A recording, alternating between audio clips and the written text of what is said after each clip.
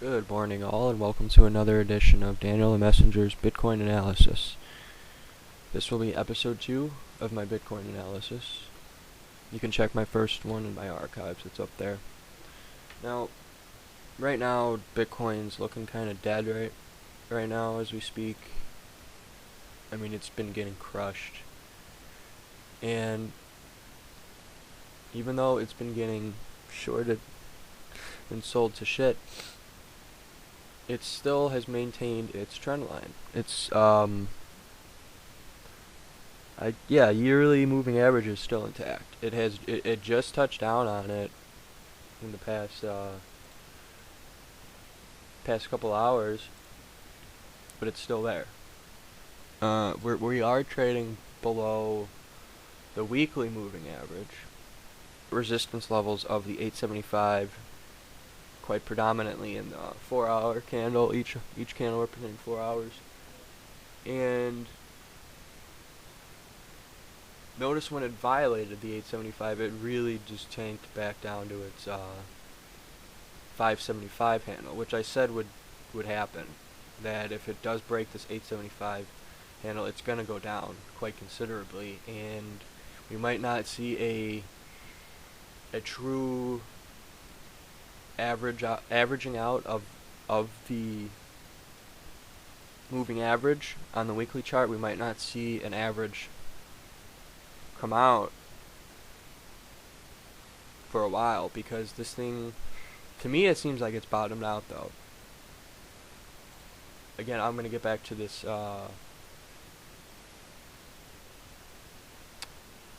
one-day candle chart, each candle representing a day. And if you notice here, I think this was November 18th, was a major sell-off because, it made some nice gains and it was due for a retracement back down. And this major red candle here, this first one, if you notice how large it is, and it nearly tops out the greatest red candle from October 1st of 2013, back there. That was the largest red candle up until this point, November 18, 2013. This day here was a very significant day, because to me that showed that a lot of long-term holders actually sold here. They really sold here. And it ended up being 2 days worth of downtime. And then it slowly picked itself back up and created a parabolic uptrend, which had to be sold off to be healthy, which it did. It came back down to that 875. Well, it came back down to around 875, 840. But if you notice this bowl, I almost consider it a bowl development of the volume itself here, because if you see the second red candle that happened on December 6th, we see that it touched down on the yearly moving average, just like on the date of November 18th. Now, again, seems to me like a lot of people sold then. A lot of long-term holders sold there. And another interesting theory that I want to bring up is the main reason I left the precious metal market was because I felt it was completely corrupt and just infiltrated to the max of illegal shortings and longings of silver and gold itself, and that it eventually became a bot market, meaning there's just algorithmic data going back and forth between buying bots and selling bots that basically just destroyed destroyed investors and speculators of gold and silver. And that's why the only ones really following gold and silver now are just simple investors, no longer speculators. The speculators got slammed and taken to the woodshed for the past 2 years, and I was one of them. I saw the potential of silver in going up from, I think, $10 to $40, and then almost 50. In that time frame, I was in it, and then I thought, oh wow, this thing's going up and up, but it didn't. To me, at that point, when it made those highs and then it came back down, a lot of shadow figures got involved in the trading of silver because they didn't want these shadow figures didn't want independent millionaires to become independent billionaires, because that could easily have been done. And for the independence and sovereign people of this planet, for that number to be what it was, it could have easily multiplied into an enormous level. And the shadow government that rules the planet does not want that. They don't want there to be so many independents being able to profit off of something so simple. And that's what I saw as the potential in this Bitcoin market, was that there weren't these bots. There was not. It was so. All these moving averages and retracements were all needed, a lot of them. But between this bull development of the volume that I'm talking about on these two red candles, I truly feel that the bots are in it. The shadow figures are now in Bitcoin, because if you do some research and see the current events surrounding Bitcoin and who's saying what about it, the major figureheads of banks and whatnot, you look at JP Morgan, they stated that they basically own the rights to Bitcoin. And I think that's them. I don't think they're going to openly come out with a lawsuit, but what I think that they're doing is, you need to read between the lines of that statement, and I think they're basically saying, okay, well, we got our grippings on silver and gold, JP Morgan being one of the major shadow figures that are involved in the trading of silver and gold, are now in Bitcoin. They are in it for the longs. I believe we've bottomed out here on our yearly moving averages. I mean, this just looks great here. I mean, it did not violate it. It came close. It really came close. Now, this parabolic moving average of, what date is this? November 2nd up until November 28th, that parabolic moving average needed to be retraced, and it has, into the moving average of, I'm going to say this is November 9th to today. That right there is a very solid support average, and I'm going to repeat it over and over because it really is. And now it's going to be it's going to have this trading range that can easily bounce back and up, for the next. I mean, it could happen for the next year. It's until we break this 875 to the upside. We are in what is called the Kumo cloud. Or no, I apologize. We are not in the Kumo cloud yet. But if we break to the downside, this latest below the yearly moving average, we are considered in the Kumo cloud, and once we go below that, there's no telling where it's going to go. To the downside. It's not going to go anywhere up until it breaks above the Kumo cloud, and then if it breaks below that Kumo cloud, then I'd say the bottom of the Kumo cloud right now would be about a 440 area. Between 450 and 500. But you break that to the downside, you're looking. There's no telling what'll happen then. But for the time being, on the yearly moving average, we have bottomed out. We have made major retracements that were needed for a healthy stock or whatever. Anything needs these types of things. That nothing goes straight up.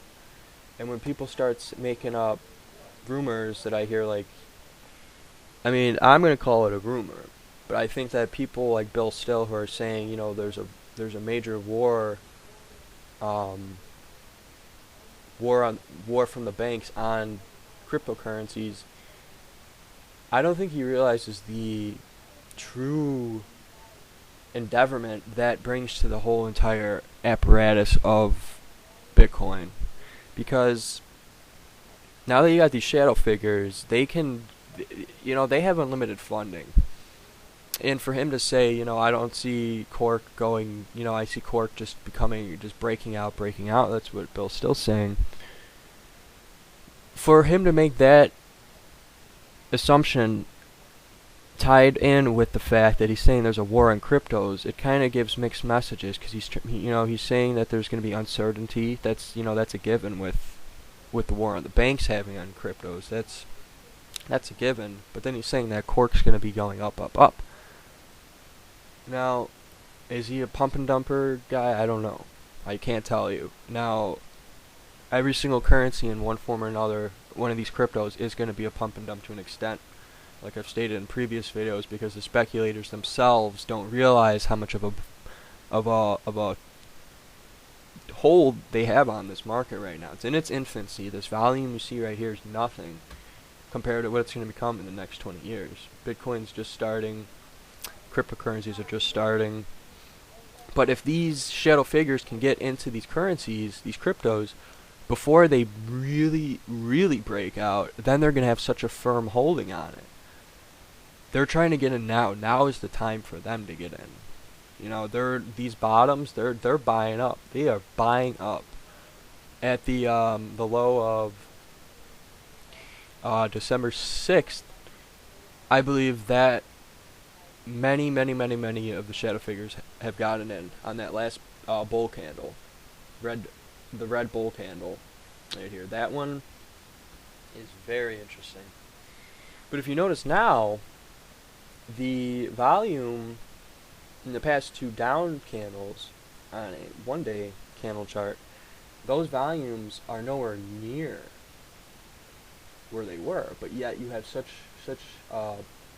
incredible price movement from a high of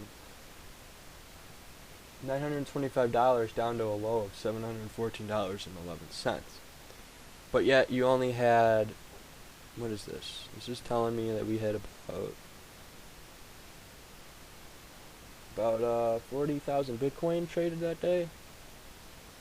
But yet you look at December 6th volume, and we have almost 100,000 Bitcoin that were almost sold that day. But yet the candle the candle's just percentage higher in its length.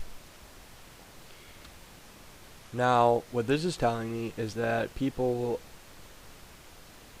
saw the down movement, they got out, they got in, they sold, they bought, whenever. Now we're finally reaching the bounce back of the consolidation.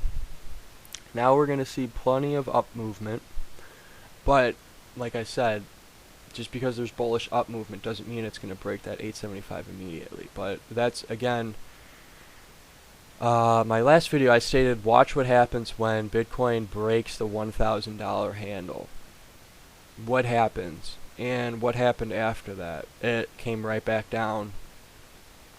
And I told you, what happens right after it breaks that $1,000 handle, that's going to decide what its next few days are going to entail. And sure enough, it broke the $1,000, came back down, and went all the way back down to a low of $678.89 in a week. You know, it goes from 1,000 to, you know, almost to 66% of what it was. That's a 30% movement. You know, that's a lot of movement. That's a lot of potential to make and lose. So you really need to focus on my key points that I'm trying to make here. I know there's a lot of little talk I had in these videos, but you need to really understand the main points.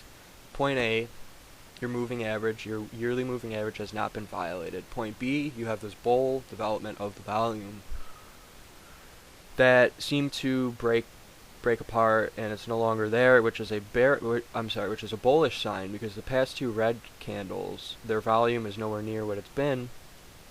So it tells me everyone's happy with what happened, everyone's content, you know, they're absorbing and digesting what happened, the market is. So now, what's going to happen? Is it going to break down, or is it going to shoot back up and test the 875, and then test the 1100, and then finally its new high? Again, I would consider the next major breakout to be that 875, and again, what happens? Does it just chill around that 875 area, or does it really break out? That's what you gotta look for. Because look what happened when it broke the $1,000 handle back to the upside from its previous low of around 600. When it broke to the $1,000 area, it came right back down because it was just lollygagging. It didn't. The market wasn't letting it decide what it wanted. It just got pulled right back down. And again, I really think these shadowy figures are in. They were part of the 1118, and they were ending their inserting of money into the market on December 6th. Between that time frame, that is when they got in, and now they are in. So, yes, there's going to be uncertainty with Bitcoin. There's going to be a lot of it. Between the news that's coming out, between this wicked parabolic movements back and forth, all these new traders coming in, they have no clue what's going on. They think they do. They think they can just ride the waves up, but to be honest, it's all about buying on the dips. If you would have bought on that $600 dip, maybe around 700, 725 handle, when it came back up, you'd be looking pretty. Oh, and then bam, right now, buy the dip. If you bought on this dip, it would be looking pretty. And as I speak, it's coming back. And on a 1 minute, it's the uptrend. It looks incredible. And on a 3 minute candle, it just in the past 15 minutes of me recording this video, it has broken some daily resistances at the 730 handle. Now, okay. Now, I hope you understood my key points. It's pretty simple, it's pretty straightforward, it's pretty easy to get lost in the momentum and the movement and whatnot, and just, what Bitcoin is, its newness is pretty cool of what it represents. It's really sweet. But don't get carried away. I mean, for all you people out there that got some coin involved, you gotta really have a really sound, solid mind attached to deal with this, because the erratic movements are just beginning. They're just beginning. That's all the time I have for now. This is Bitcoin Analysis 2.0, December 17th, 9:42 Central Standard Time. Thanks for listening, and I hope you learned something.